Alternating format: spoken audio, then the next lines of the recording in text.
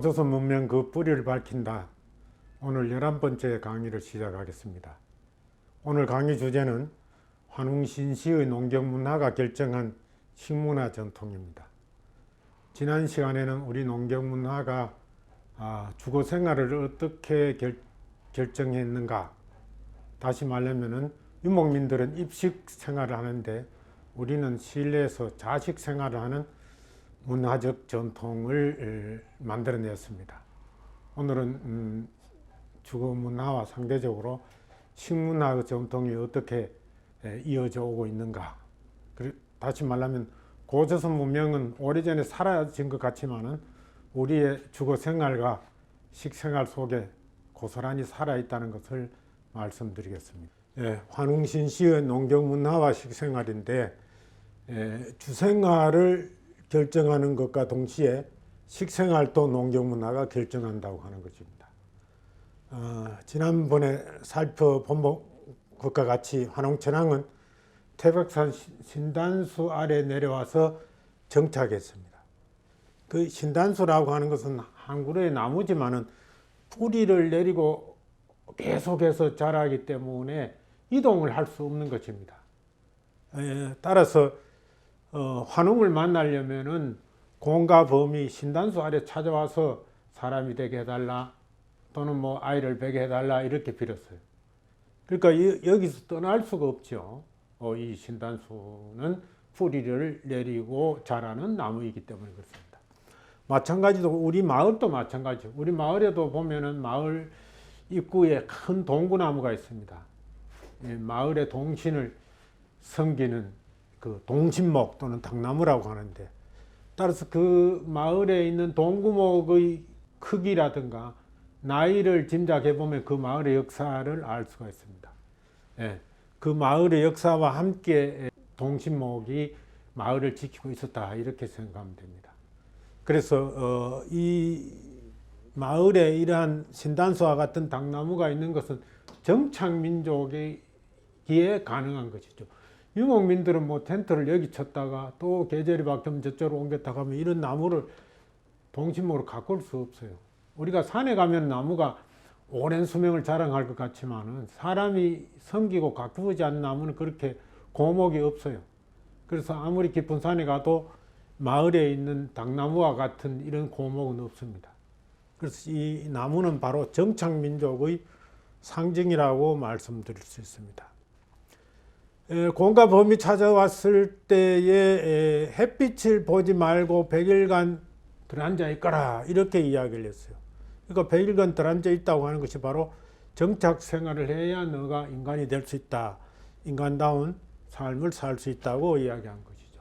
그래서 오래 정착하는 생활 속에서 집을 짓고 살았기 때문에 온돌문화가 창출되었다. 그래서 세계적으로 우리 고유문화라고 할 수 있는 것은 바로 온돌문화다.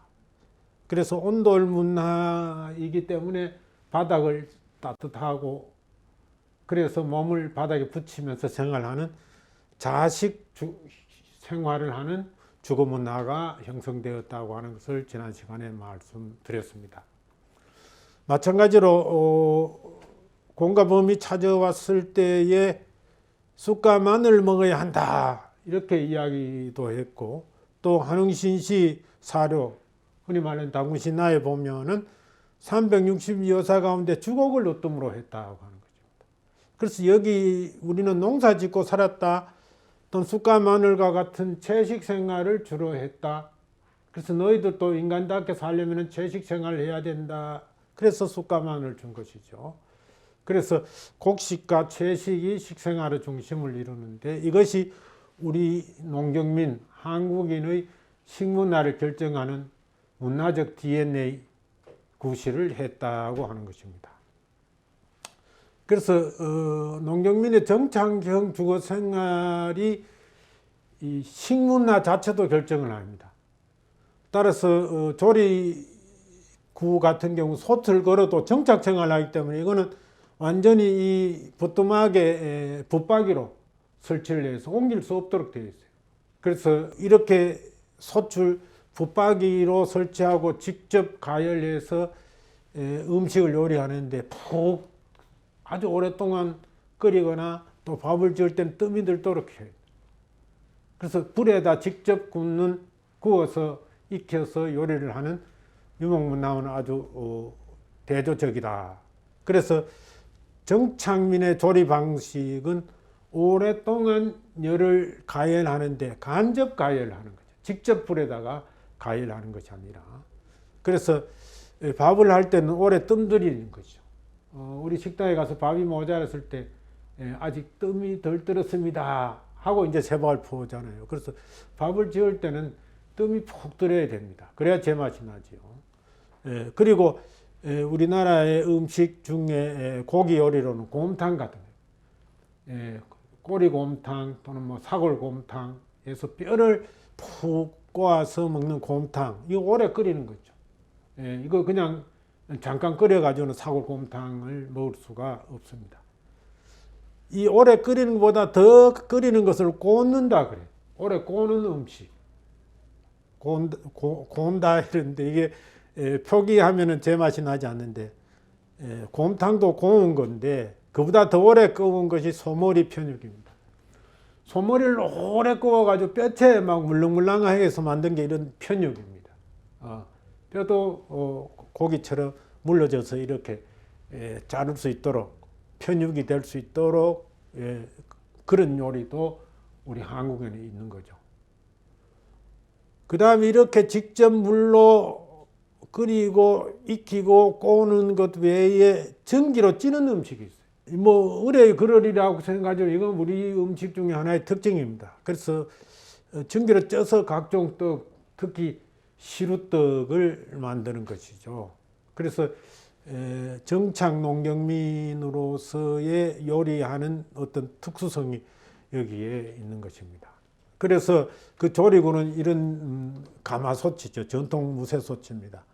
그리고 여기에 뚜껑이 있고 이 자체가 밑에는 안 보이지만 여기도 이렇게 둥글게 구형이고 위에도 이렇게 둥글게 거의 뭐 공처럼 이런 모양을 이루고 있는데 전기로 찔 때는 이 뚜껑 열고 여기에다 시루를 얹어 가지고 찌는 음식을 만들죠.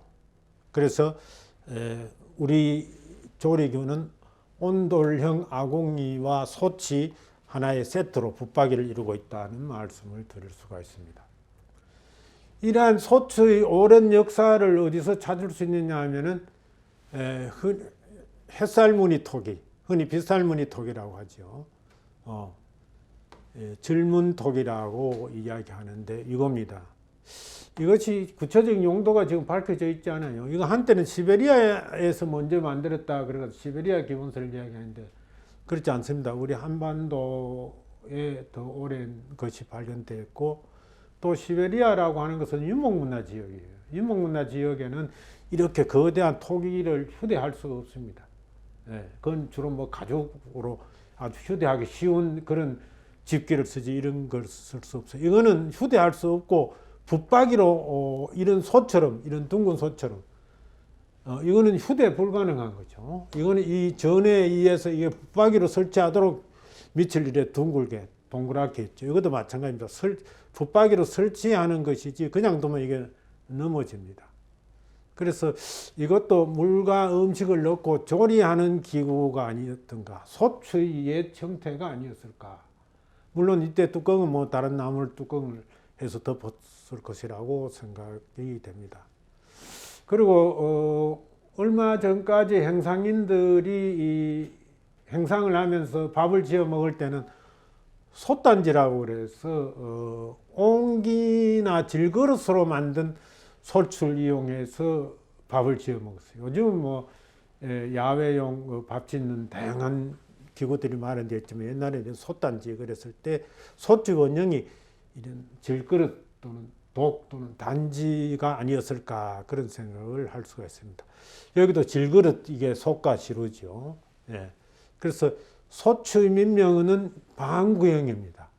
이것도 왜 이렇게 팽이처럼 이렇게 불안정하게 붙박이로 이렇게 설치하지 않으면 넘어지도록 이렇게 했을까?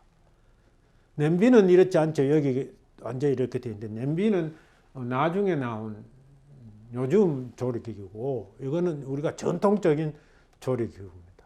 이렇게 둥글게 한 것은 불꽃이 여기서 피면은 이렇게 열 효율이 높도록 이런 햇살무늬 빗금도 불꽃이 더 잘 붙어 올리고 열 효율이 높도록 하기 위해서 이런 모양을 하지 않았을까 하는 이런 생각도 해 볼 수가 있습니다. 그래서 이렇게 의도적으로 둥글게 한 것은 붙박이로 설치했을 때 열 효율이 높도록 만든 것이다. 그러니까 둘레까지도 열을 가할 수 있도록 그렇게 만들어진 것이죠. 그런데 청동기 시대 우리 발굴 유물에 의하면은 솥보다가 시루가 먼저 발굴되었어요. 한경북도 나진시 초도 유적에서 출토된 시루가 이 사진인데, 솥보다가 시루가 더 앞선 시기 유물로 발굴되는 것을 근거로 음식사 연구하는 사람들이 어떻게 말씀하느냐 하면, 시루에다 떡을 먼저 쪄 먹다가 뒤에 밥을 지어 먹었다. 솥을 만들어서 밥을 지어 먹었다 하고 식품학 하시는 분들의 연구 논문에 보면 이렇게 적혀 있습니다. 과연 그럴까? 그건 그렇지 않다고 하는 것입니다. 왜냐하면 이 시루라고 하는 것은 밑에 구멍이 있기 때문에 솥이 없으면 음식을 익힐 수가 없어요. 전기로 물을 끓여서 전기가 이 구멍으로 올라가서 음식을 익히기 때문에 솥은 시루에 필수적입니다. 시루 없는 솥은 쓸모가 있지만 솥 없는 시루는 거의 쓸모가 없다, 이렇게 생각해도 지나치지 않아요. 그래서 비록 유물에서는 솥이 아직 더 오래된 솥이 발견되지 않고 시루가 먼저 발견되었다고 하더라도 음식사를 서술할 때는 시루가 있는 거 보니까 이 시루를 이용하는 솥도 있었겠구나, 이렇게 유추가 되어야 됩니다. 그래서 음식사를 서술할 때는 소추로 끓이는 죽이나 밥, 이것으로 끓인 죽이나 밥이 먼저 있고 그 다음에 시루를 발명해서 전기로 떡을 쪄 먹지 않았는가, 그렇게 생각할 수가 있습니다. 그래서 음식사는 소추로부터 시작해야 한다 하는 것입니다. 유목민의 식문화는 우리 이 정착민의 식문화와 완전히 다릅니다. 이동생활에 적응하는 그러한 식문화죠. 그래서 한마디로 조리기구가 없습니다. 그래서 천막 안팎에서 핫도풀에 직접 이렇게 고기를 굽는 바베큐 요리라고 하는 것은 바로 유목민들의 요리의 전통을 지금까지 이어오고 있는 것입니다. 그래서 이렇게 요리하는 데는 조리기구가 불필요해요. 그냥 불만 있으면 됩니다. 그래서 이걸 설치할 수 있는 것은 나무 고챙이라든가 이런 걸로 지렛대를 세워서 설치해서 구우면 됩니다. 또 이런 사람들이 물을 끓일 때는 물은 이렇게 직접 가열할 수 없잖아요. 그러니까 이런 뚜껑 없는 이런 그릇을 역시 바베큐 하듯이 위에 달아가지고 이렇게 물을 끓이는 것이죠.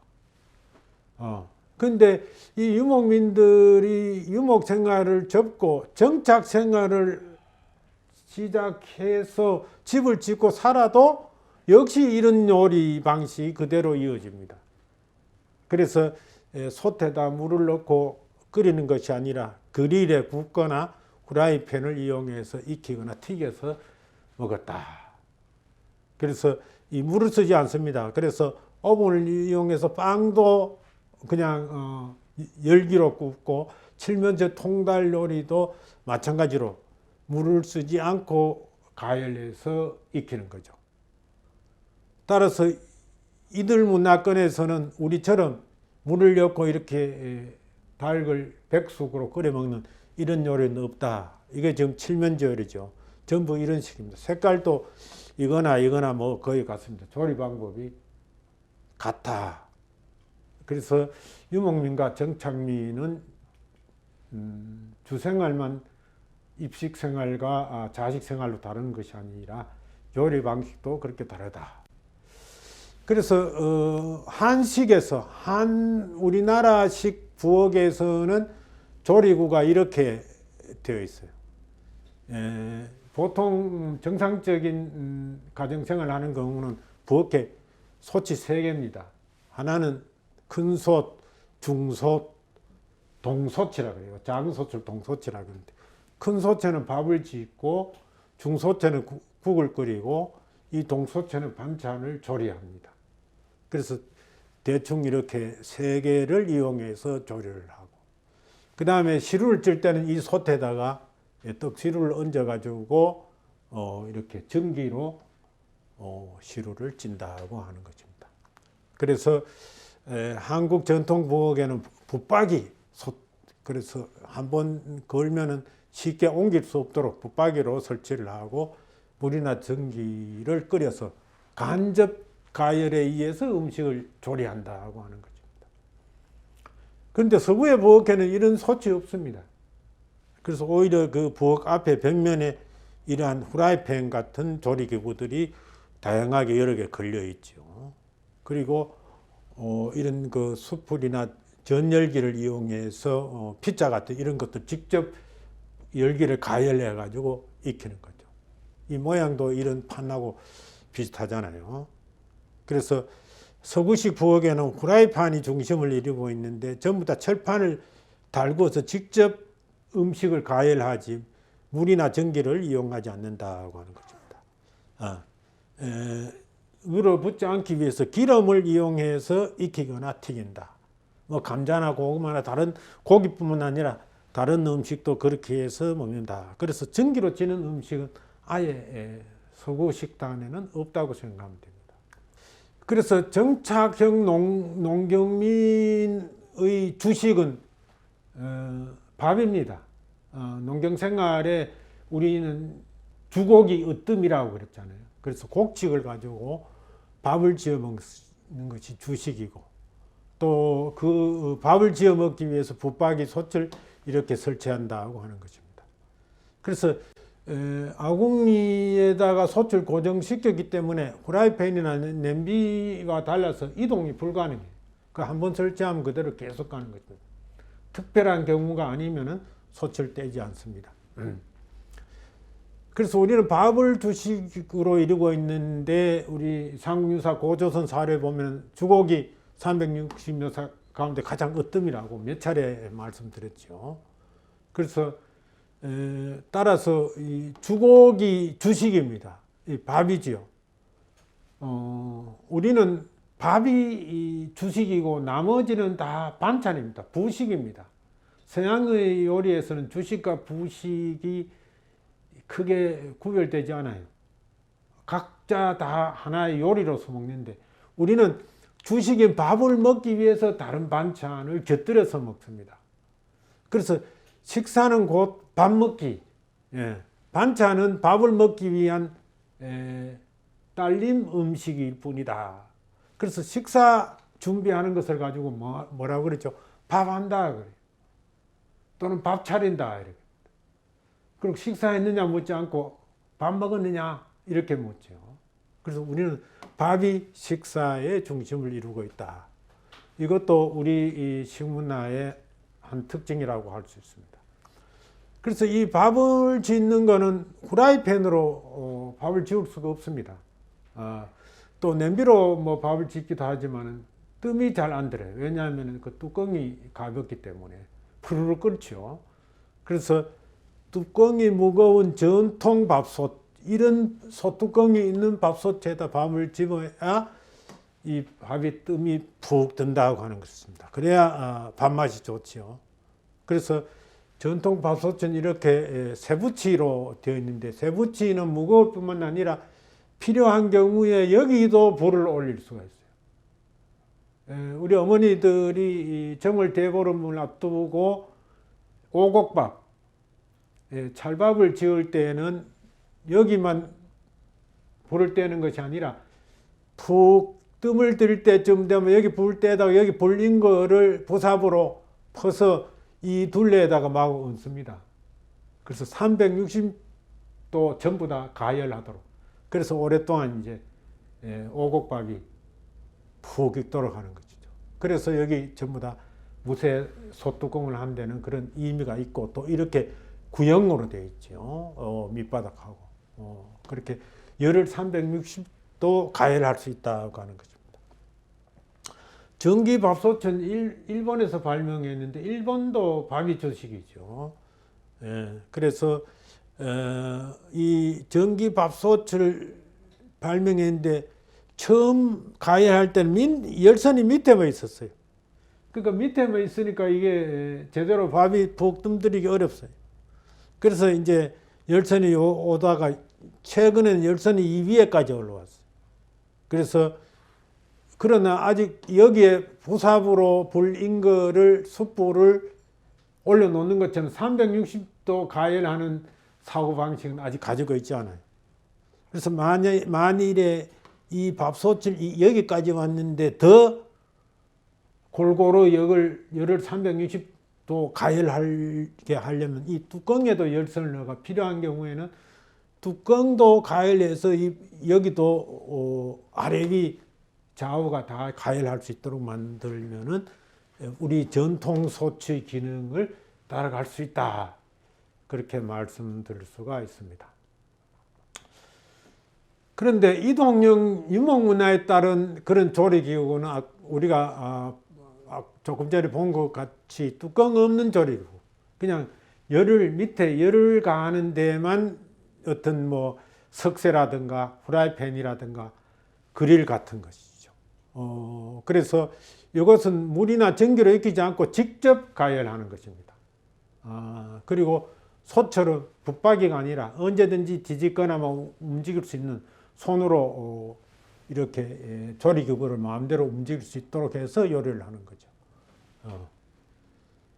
그래서 이 유목민들은 특히 육류가 주식이기 때문에 스테이크나 돈가스 등을 요리하는데 알맞는 기구입니다.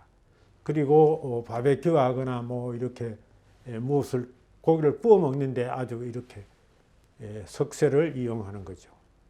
그런데 이 요리는 이 철판을 달구거나 이 석쇠를 통해서 열이 직접 음식에 전달하기 때문에 열이 직접 닿는 데는 음식이 있고 닿지 않는 반대편은 잘 익지 않습니다.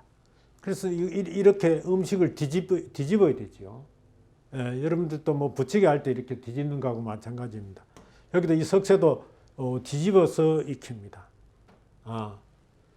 그래서 석쇠나 후라이팬은 들고 마음대로 음식을 아래 위로 뒤집을 수 있도록 되어 있어요. 그래야 아래 위 골고루 익힐 수 있습니다. 그러나 우리 전통 솥은 뒤집을 수가 없어요. 붙박이기 때문에. 그러나 뒤집을 필요도 없습니다.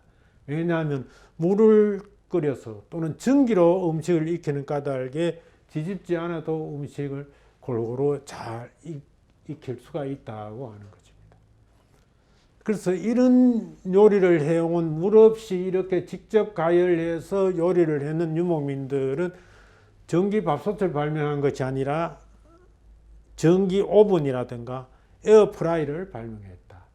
이런 음식들도 물이나 전기로 익히는 것이 아니라 그냥 열선으로 열기를 내어서 직접 뜨겁게 해서 음식을 익힌다. 그런 점에서 전기밥솥하고는 구조적으로 조리 방식이 다릅니다. 그러면 인류가 요리의 발전 단계를 어떻게 거쳐서 지금에 이르는가 한번 보면은 가장 초기의 요리 방식이 1번입니다. 불에 직접 굽는 방식. 바베큐 방식이죠. 도구 없는 원시적 조리. 불만 있으면 언제든지 구워 먹을 수 있는 것이 바베큐 방식입니다. 그래서 직접 불에다가 음식을 익히는 방식은 가장 원시적인 조리법이다. 1단계 조리법입니다. 2단계는 이제 직접 불에 닿지 않고 철판을 달구어서 익히는 방법이죠. 프라이팬 같은 것 또는 석쇠를 이용하는 것입니다. 그릴을 이용하는 것입니다. 그러나 1, 2단계 모두 이런 고기를 익혔을 때는 살코기만 먹을 수 있지 이 뼈는 버려야 됩니다. 그런데 이런 것들이 유목형 음식의 즉석 요리라면은 농경형 음식은 오랫동안 끓이는 거죠. 이는 이동하기 때문에 즉석 요리 어디든지 가서 뭐 버려놓고 불로 직접 익히는 것이고 이동 가능한 조리기구를 이용하는데 농경형 음식은 정착 생활을 했기 때문에 한 곳에서 오랫동안 음식을 조리할 수 있어요. 그래서 조리기구를 붙박이용으로 솥을 사용합니다. 그리고 물을 이용해서 끓이기 때문에 전이 아주 깊은 소치죠. 이 물이 엄청 많이 들었죠. 그리고 그릇도 마찬가지. 접시에 담지 않고 이렇게 뚝배기에 담아서 먹는 이런 조리 방식입니다. 그리고 먹을 때도 숟가락을 사용하는 거죠. 그래서 이런 요리는 뼈까지 우려 먹을 수 있습니다. 그래서 뼈도 식품으로 이용된다. 그래서 우리 식육점에 가면은 뼈는 뼈대로 별도로 파잖아요.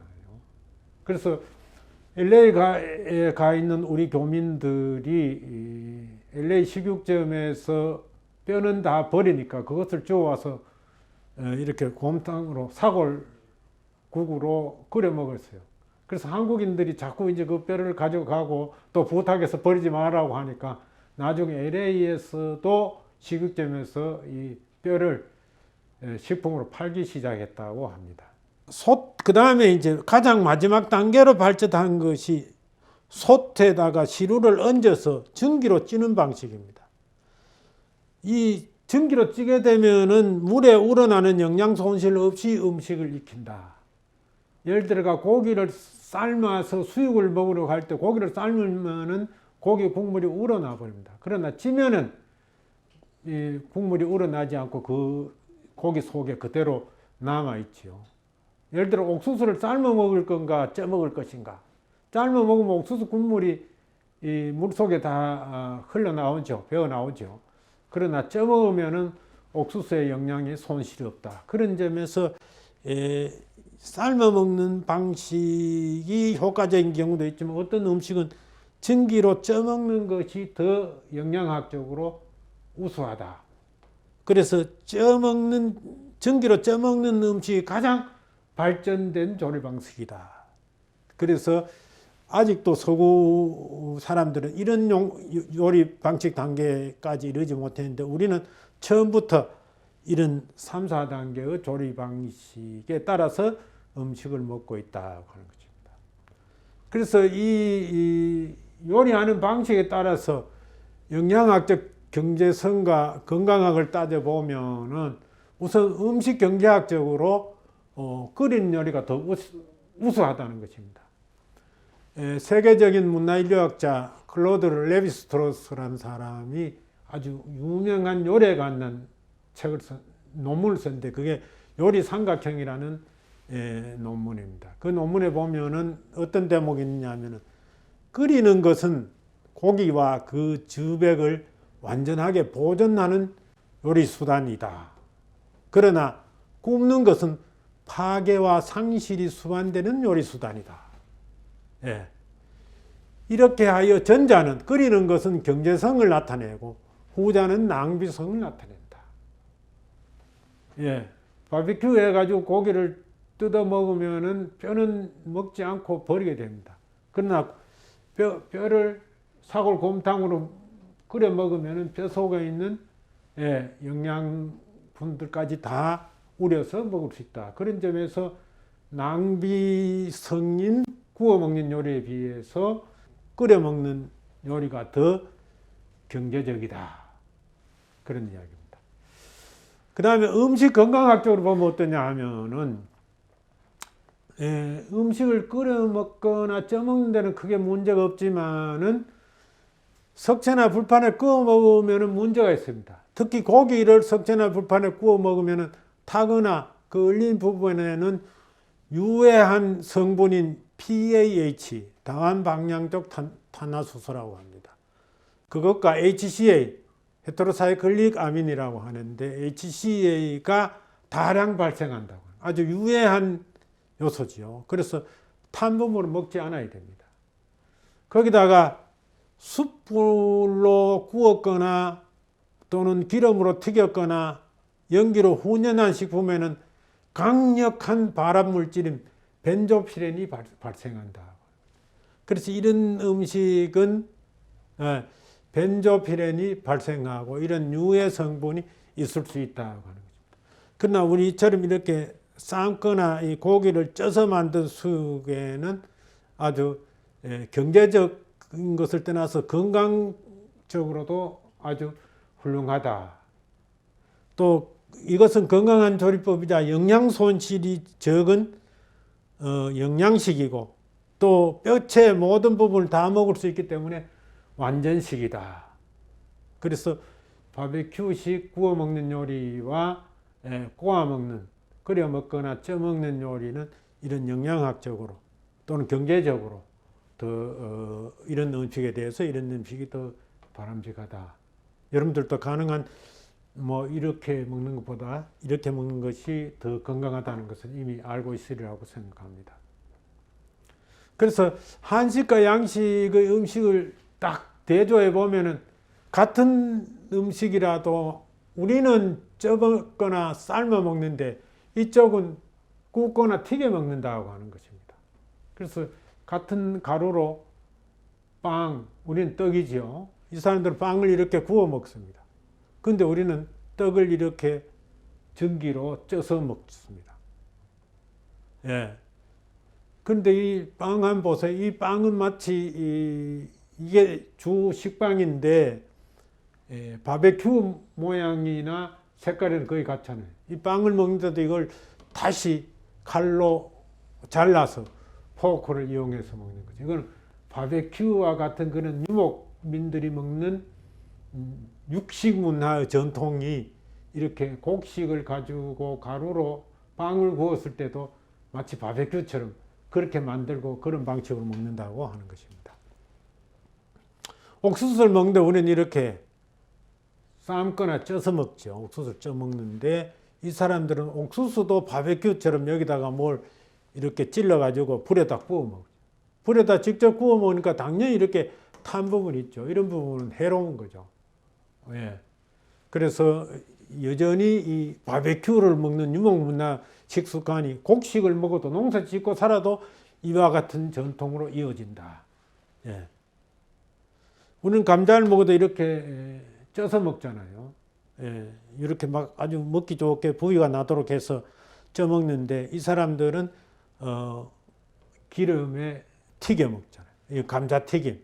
서양 사람들이 콜라를 먹을 때도 이거 늘 같이 먹잖아요. 아주 좋아하는 음식 중에 하나인데 이걸 다 기름에 튀긴 음식입니다. 기름에 튀긴 음식은 영양학적으로 이런 음식에 비해서 바람직하지 않습니다. 그래서 가능하면은 이렇게 해서 먹는 것을 권하게 됩니다.